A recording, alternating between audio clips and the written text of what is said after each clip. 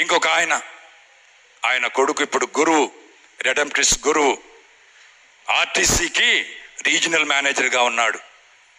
ఆయన మా దగ్గరికి వచ్చి, నేను విచారణ గురువుగా ఉన్నప్పుడు ప్రతిరోజు దేవుబలి పూజలో పాల్గొన్నది నేను మర్చిపోతానేమో, ఒకవేళ ఇంకోటి అయితేనేమో, కానీ ఆయన మాత్రం మర్చిపోడు. దేవుబలి పూజ ఎప్పుడున్నా కానీ వస్తాడు.